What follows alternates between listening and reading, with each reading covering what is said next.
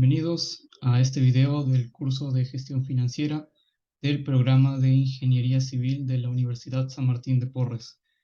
En esta oportunidad, nuestro grupo conformado por Albert Fuentes, Junior Tapia, Brunella Efio, Christopher Rojas y quien les habla, Leonardo Coronel, expondremos el tema de estados financieros e índices. Empezando con la presentación, tenemos los estados financieros que, acorde con el Ministerio de Economía y Finanzas, vendrían a ser el resultado del proceso contable que tiene como objetivo revelar la situación, actividad y flujos de recursos físicos y monetarios de una entidad pública en una fecha y periodo determinados. La importancia de ellos radica en que muestran tanto la rentabilidad como la solvencia de la empresa, y esto les permite realizar un análisis que les lleve a la toma de decisiones estratégicas para el bien de la empresa. Existen 5 estados financieros básicos. El primero de ellos vendría a ser el estado de situación financiera, que, como su nombre indica, muestra la situación financiera de una empresa en un momento determinado. Además, permite realizar un análisis comparativo de la misma. Esto es importante para los propietarios, socios o accionistas porque les permite ver si sus recursos son empleados de manera correcta. Para los acreedores también, porque permite ver si es factible otorgar créditos a la empresa. Y para el Estado, para calcular el impuesto a la renta. Como vemos, tenemos el estado de situación financiera de Cementos Pacasmayo S.A., primer trimestre de 2022. Como vemos, tenemos el estado de situación financiera de Cementos Pacasmayo del primer trimestre de 2022. Podemos ver aquí algunas cuentas, tales como efectivo y equivalente a efectivo, cuentas por cobrar comerciales, inventarios y anticipos, inmueble, maquinaria y equipo, y tenemos que el total de activos es de 51.007.000. Cabe resaltar de que el estado de situación financiera evalúa tanto los activos, pasivos y patrimonio de la empresa. En la parte de pasivos tenemos las siguientes cuentas: cuentas por pagar comerciales, ingresos diferidos, impuestos, capital, acciones e inversiones, y tenemos que el total de pasivo y patrimonio vendría a ser igual que el de activo por la fórmula contable. Tenemos entonces 51.007.000 soles. Luego tenemos el estado de resultados integrales, que evalúa tanto los ingresos como egresos de la empresa. En este caso tenemos el estado de resultados de Hermes Transportes Blindados en el primer trimestre de 2022. Los elementos que componen este estado vendrían a ser el ingreso de actividades ordinarias, la utilidad bruta, utilidad operativa, utilidad antes del impuesto a la renta y la utilidad neta, que indica una ganancia o pérdida, en este caso de 24.370.000 soles.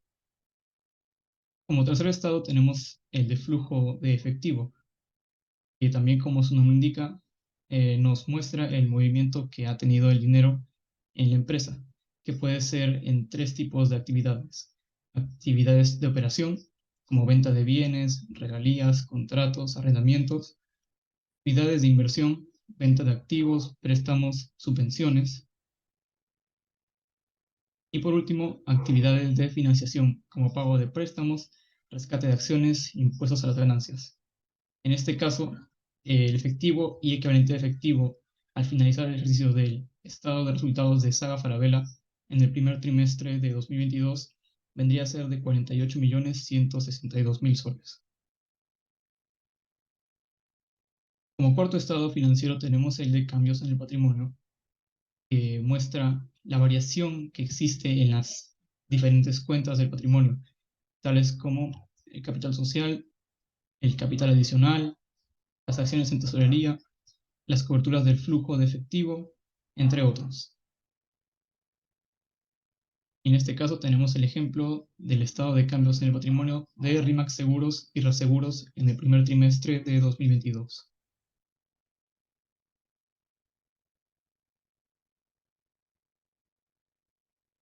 Como último estado financiero tenemos las notas, que vendrían a ser la explicación de los cuatro estados financieros anteriores.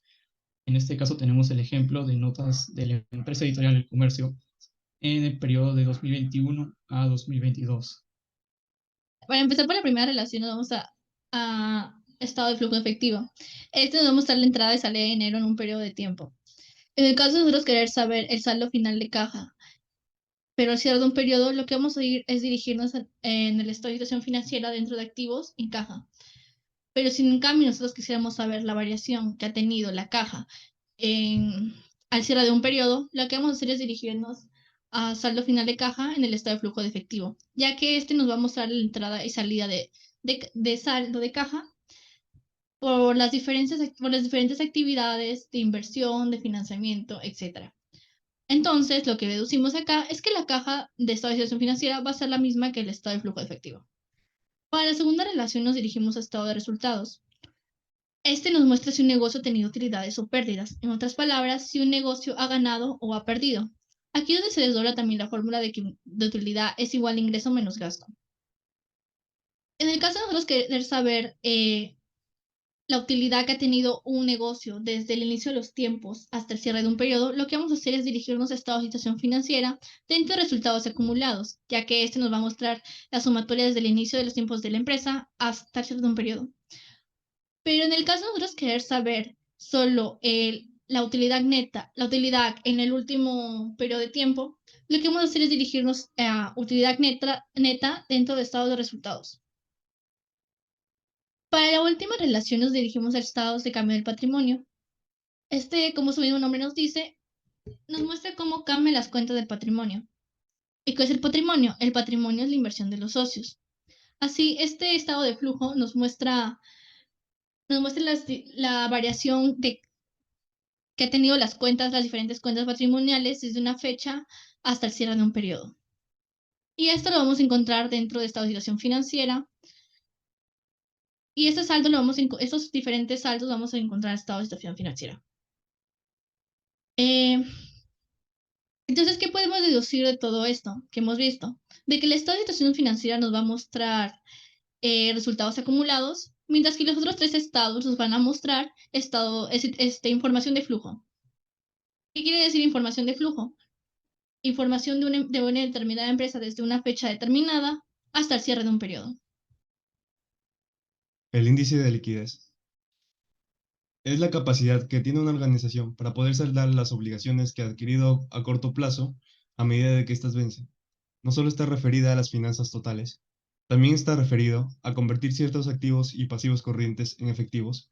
Ahora vamos a ver algunos índices que yo he encontrado, los cuales son los índices de razón corriente, los índices de prueba ácida, los índices de liquidez absoluta, índices de capital de trabajo neto, índices de capital de trabajo neto operativo, y ahora vamos a hablar acerca de los conceptos, que es mide la capacidad que tiene la empresa para pagar sus pasivos corrientes. El índice de prueba ácida mide la capacidad que tienen las empresas para pagar sus pasivos corrientes sin recurrir a la venta de los inventarios. El índice de liquidez mide la capacidad que tienen las empresas para pagar sus pasivos corrientes con el efectivo e inversiones fácilmente convertibles en efectivo. Y el índice de capital de trabajo neto, KTN, que está en siglas en inglés, sirve para determinar los recursos que la empresa demanda para mantener su funcionamiento.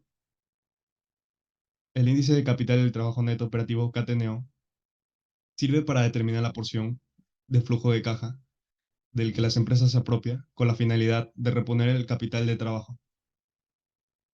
Aquí tenemos un ejemplo de razón corriente, que es activo corriente sobre pasivo corriente. También es llamado como índice de solvencia, y esto nos va a dar a conocer lo que son los activos corrientes que tenemos para poder respaldar o cubrir un activo exigible a corto plazo.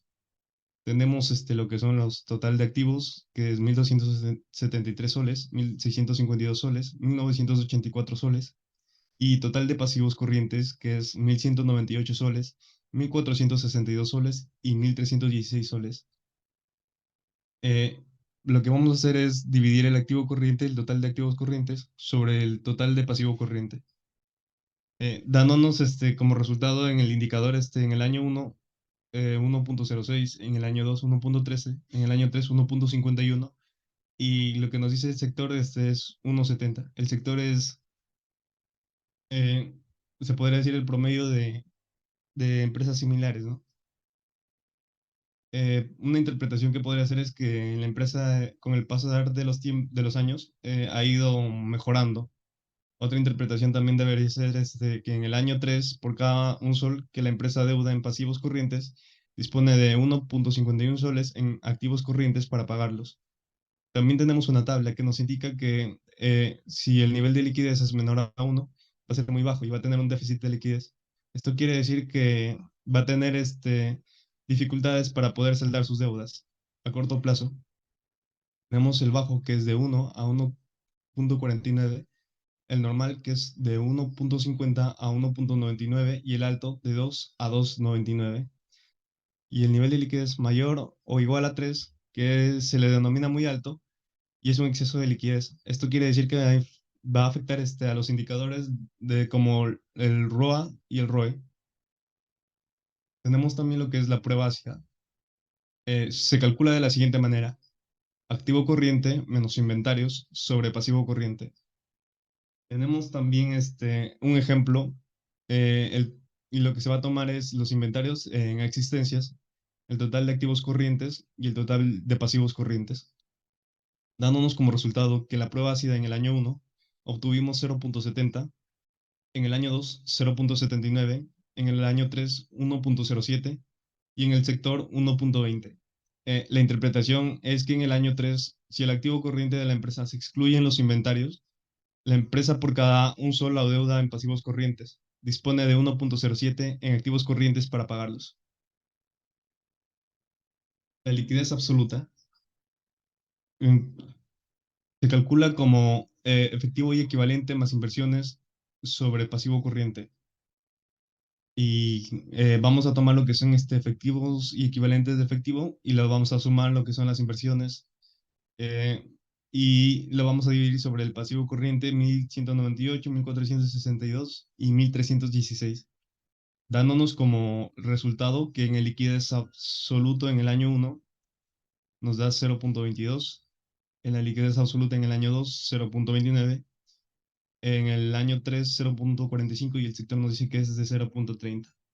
La interpretación es que en el año 3, por cada un sol que la empresa debe o adeuda en pasivos corrientes, dispone de 0.45 en efectivo, equivalente de efectivo a inversiones para pagarlo. También tenemos el capital de trabajo neto, KTN, que se calcula como activo corriente menos pasivo corriente, dándonos como un resultado en el indicador que en el año 1 vamos a obtener, nos da como 75 soles, en el año 2 190 soles, en el año 3 668 soles, y el sector nos dice 600 soles. Mi interpretación es que en el año 3 la empresa, para funcionar, necesita mantener una capital de trabajo neto KTN de 668 soles. La capital del trabajo neto operativo, o KTNO, se calcula con cuentas por cobrar en clientes más inventarios menos proveedores. Y se va a tomar lo que son las inversiones, las cuentas por cobrar a clientes y los proveedores, dándonos como resultado que en el año 1 nos da 136 soles, en el año 2 269 soles, en el año 3 573 soles y en el sector 500 soles. La interpretación es que en el año 3, la empresa, para realizar sus operaciones, requiere mantener un KTNO de 573 soles. Y como dato adicional, podemos usar la aplicación eh, que nos dice que si la deuda del pasivo corriente es mayor a 1, va a tender contra la liquidez. Y si es menor que 1, va a tener mayor solvencia. Esto quiere decir que se va a manejar de una mejor manera el endeudamiento a largo plazo. ¿Y cuál es la fórmula para hallar todo esto? Es pasivo corriente sobre pasivo total con terceros. Bueno, a continuación explicaré sobre los indicadores de actividad. Dentro de la diapositiva tenemos 4, que son los principales. 3 de los 4 tienen una fórmula derivada de la principal, la cual te da los resultados con mayor exactitud, dividiéndolo entre 365 días. Bueno, este es un ejemplo de cómo se pueden presentar los resultados y los datos para poder hallar los indicadores de actividad, ¿no? Por ejemplo, vamos a utilizar las cuentas comerciales por cobrar, los inventarios, el total de activo, las cuentas comerciales por pagar, además de los ingresos operacionales que vendrían a ser las ventas y el costo de venta.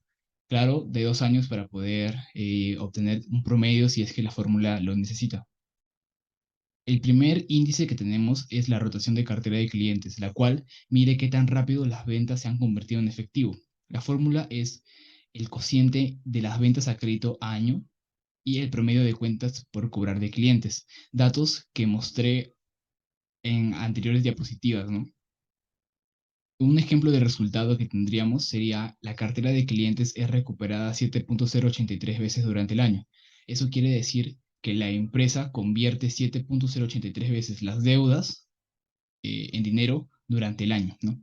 Acá tenemos también una interpretación que nos dice que cuanto mayor sea el resultado del indicador, mejor será la rotación.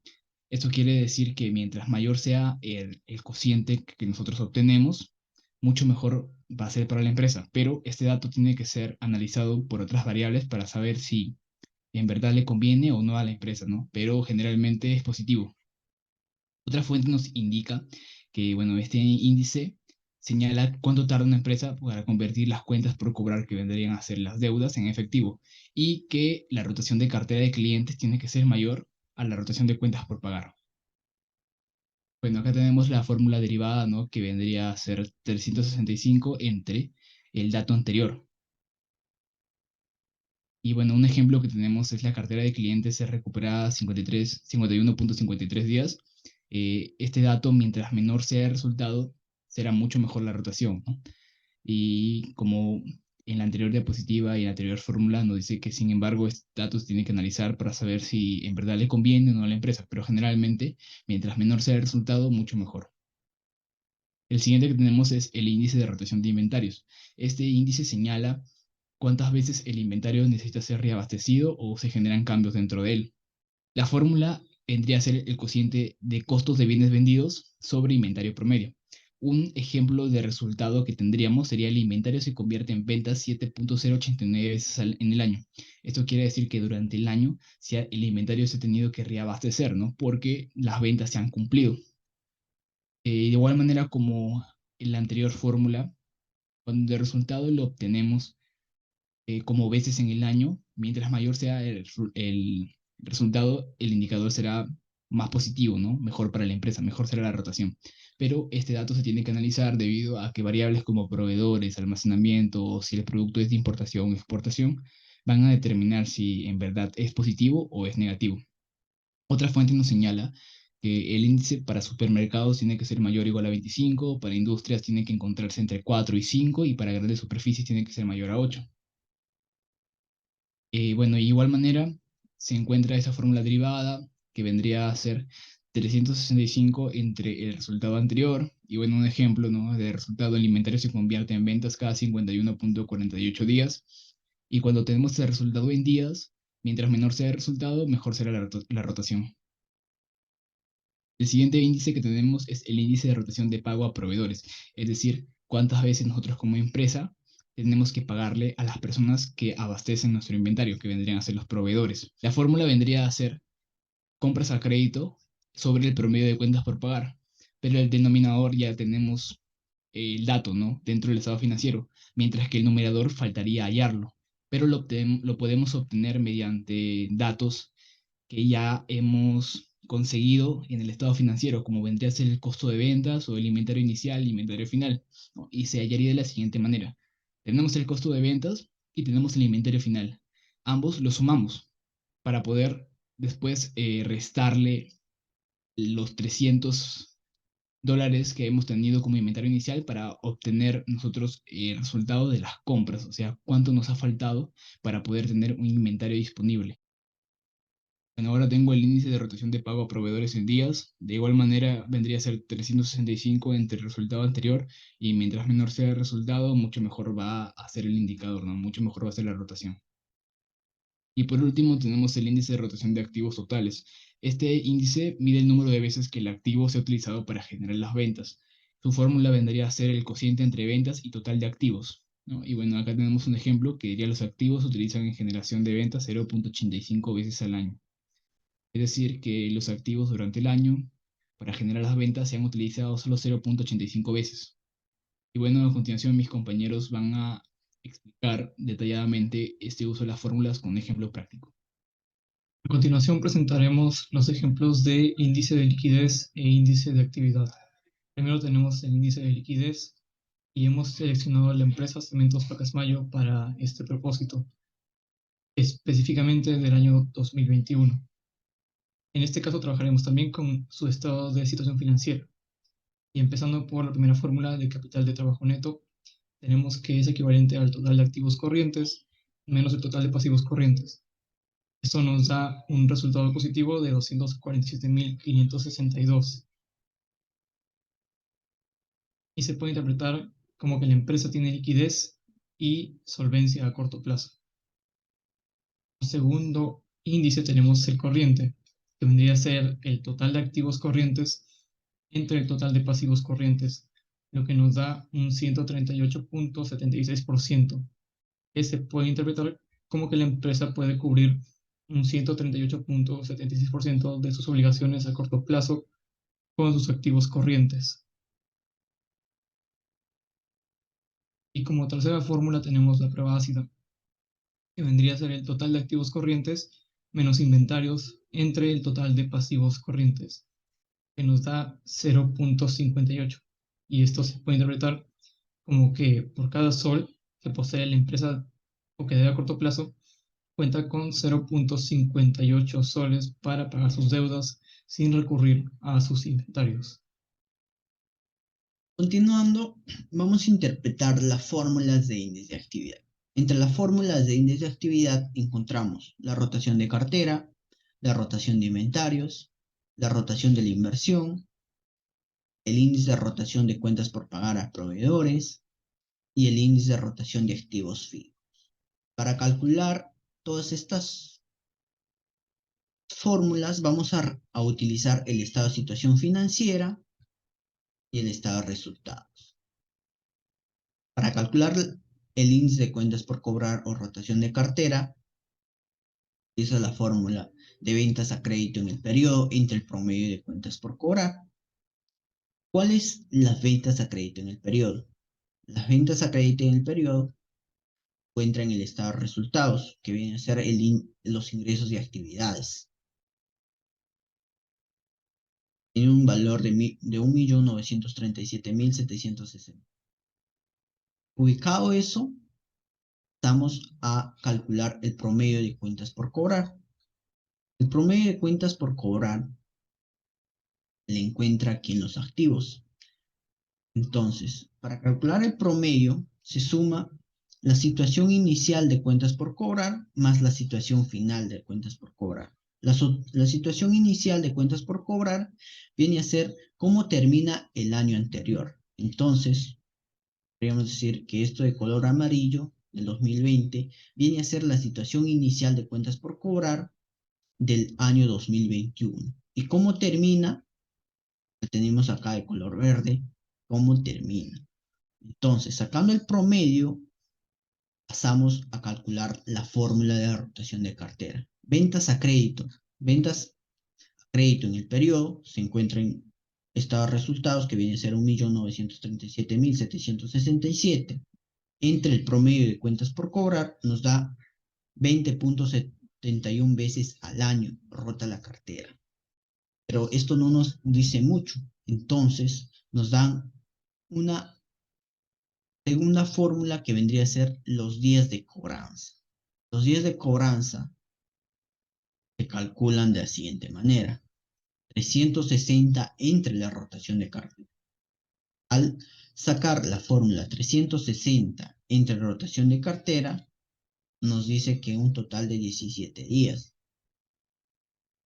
Entonces, la empresa Cementos Pacasmayo tiene un total de 18 días para cobrar sus cuentas.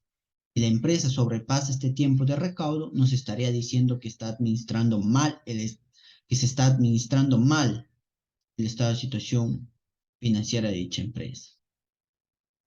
pasamos a lo que viene a ser el índice de inventarios o rotación de inventarios. ¿Qué nos dice el índice de inventarios o rotación de inventarios? Es una medida para evaluar la eficiencia de la operación. Indica el número de veces que en promedio se vende el inventario en un periodo. Fórmula muy simple. Nos dice que el costo de ventas en el periodo entre el inventario promedio de mercancías. El costo de ventas en el periodo se encuentra en el estado de situación, en el estado de resultados, y la tenemos acá de color verde. Color verde. Tiene un valor de 1.378.336. Eso lo tenemos que dividir entre el inventario promedio de mercancías. El inventario promedio de mercancías se encuentra en el estado de situación financiera. ¿Y dónde se encuentra? Ubicamos inventario. Inventario ubicamos en el estado de situación financiera. Inventarios. Para ello, para sacar el promedio, se sumaría el inventario inicial más el inventario final entre 2. Tenemos acá color amarillo, de color verde. El inventario inicial vendría a ser el inventario final del año anterior, y el inventario final vendría a ser el inventario final de este mismo año. Como por ejemplo acá, el inventario final del año 2021 vendría a ser esto, y el inventario inicial del año 2021 vendría a ser el inventario final del año 2020. Efectuando la fórmula, se tiene que la rotación de inventarios viene a ser a 2.59 veces al. Pero esto no nos dice nada, igual que anterior. Para ello pasamos a calcular los días de rotación de inventario.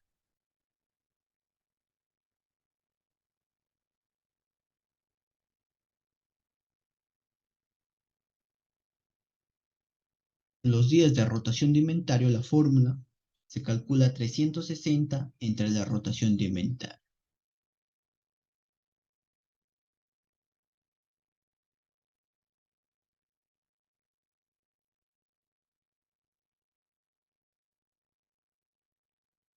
Efectuando la fórmula 360 entre 2.59, se tiene que la empresa tiene 139 días para rotar su inventario, es decir, para surtirse de mercancía, para recibir mercancía de sus proveedores. ¿Qué nos quiere decir esto? Que la empresa Cementos Pacasmayo tiene 139 días para renovar su inventario. En otros términos, se puede decir también que cada 139 días el inventario se está acabando y necesita más mercancía. Pero esto depende del tipo de empresa. Por ejemplo, si tú tienes una empresa de frutas, pongamos, ¿no? Tienes una empresa de frutas, no vas a rotar cada 139 días tu inventario. Eso es algo ilógico, porque las frutas en 2-3 días se malogran. Entonces, si tú tienes una empresa de frutas, tu rotación de inventarios tendría que ser cada 2 o 3 días. Ahora pasamos al índice de activos totales o rotación de inventario o rotación de inversión. Este evalúa la capacidad de la compañía para utilizar su base de activos eficazmente en generación de activos. Su fórmula es muy simple: las ventas netas entre el total de activos. Ventas netas la ubicamos en el estado de resultados, como se puede observar acá de color celeste, de 1.937.767. Teniendo las ventas netas, pasamos a calcular el total de activos. Total de activos, el total de activos se lo encuentra acá en estado de situación financiera. Total de activos.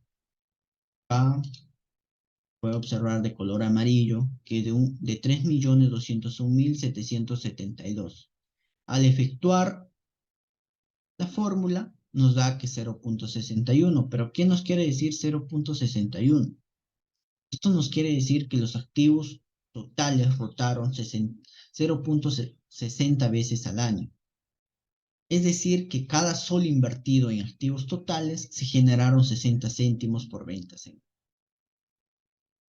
Es algo bastante aceptable, pues casi duplicas tu valor. Es decir, sacas más de la mitad de lo invertido. Pasamos a lo que viene a ser el índice de rotación de cuentas por pagar a proveedores. Este determina el periodo de la compañía para pagar las cuentas a sus proveedores. Su fórmula viene a ser las ventas a crédito entre el promedio de cuentas por pagar, pero las compras a crédito, la fórmula viene a ser compras a crédito entre el promedio de cuentas por pagar, pero las compras a crédito no la encontramos así explícitamente en el estado de resultados o el estado de situación financiera. Eso la tenemos que calcular y tiene una fórmula. Las compras a crédito vienen a ser el costo de ventas más el inventario inicial menos el inventario final. Entonces, ubicamos el costo de ventas. El costo de ventas se encuentra acá de color amarillo, que tiene un valor de 1.378.336, más el inventario inicial que se encuentra en el estado de situación financiera. El inventario inicial vendría a ser este de color rojo y el inventario final vendría a ser el de color verde. Entonces, costo de ventas más inventario inicial, que se lo veo de color rojo, menos el inventario final de color verde, nos daría un resultado de 1.233.764. Pasamos a calcular, ya teniendo los datos, pasamos a calcular lo que viene a ser la rotación de cuentas por pagar a proveedores. La rotación de cuentas por pagar a proveedores, efectuando los datos de las compras a crédito entre el promedio de cuentas por pagar, da un total de 4.09. Para ello, para interpretar mejor este 4.09 veces, calculamos los días de cuentas por pagar a proveedores. Los días, como ejemplos anteriores ya han visto, se utiliza la siguiente fórmula: 360 entre cuentas por pagar. Y nos da un total de 88.02 días. ¿Qué nos quiere decir esto? Que la empresa de Cementos Pacasmayo tiene un plazo de 88 días para pagar las cuentas a sus proveedores. Este es un indicador bueno, puesto que los plazos son plazos largos. Es decir, tiene un mayor tiempo para mantener el flujo de efectivo que será destinado para pagar a los proveedores. ¿Qué quiere decir esto? Con este pequeño detalle. ¿Qué nos quiere decir? Que mientras más largos sean los días para que pagues a tus proveedores, o mejor dicho, mientras menos veces tengas que pagar a tus proveedores, mejor es para la empresa, puesto que el flujo de dinero que será destinado para que pagues, el flujo de efectivo que será destinado para que pagues a tus proveedores, serán utilizados para el crecimiento de la empresa.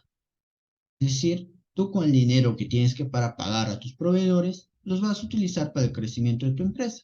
En cambio, si tú tienes que pagar a tus proveedores, supongamos, cada 20 días, ese efectivo no la vas a utilizar mucho en tu empresa, puesto que los plazos son muy cortos para que pagues. ¿Entienden? Entonces, mientras más largos sean los días para que pagues a la empresa, mejores a tus proveedores, mejores para la empresa. Vamos a lo que viene a ser el índice de rotación de activos fijos. ¿Qué nos dice el índice de rotación de activos fijos? Esto nos dice que la capacidad que tiene la empresa para generar ventas o ingresos respecto a un volumen determinado de activos fijos. Asimismo, indica la eficiencia que tiene la empresa. Y su fórmula vendría a ser las ventas entre los activos fijos. Calculando, nos sale 0.88. Pero, ¿cómo calculemos? Ubiquemos lo que viene a ser ventas. Ventas las encontramos acá, en estado de resultados. Ventas, encontramos acá en estado de resultados. Se encuentra de color amarillo. Las ventas vienen a ser el ingreso por actividad. Entonces, buscamos los activos fijos. Los activos fijos también suelen ser llamados como activos no corrientes. Buscamos activos no corrientes. Eso se encuentra en el estado de situación financiera. Los activos no corrientes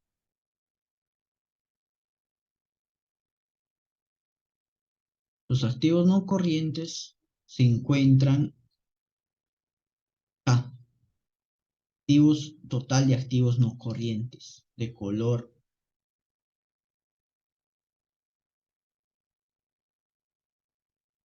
total de activos no corrientes se encuentra acá. El que encontramos acá de color rojo. Entonces, ubicados estos datos, se procede a realizar el cálculo.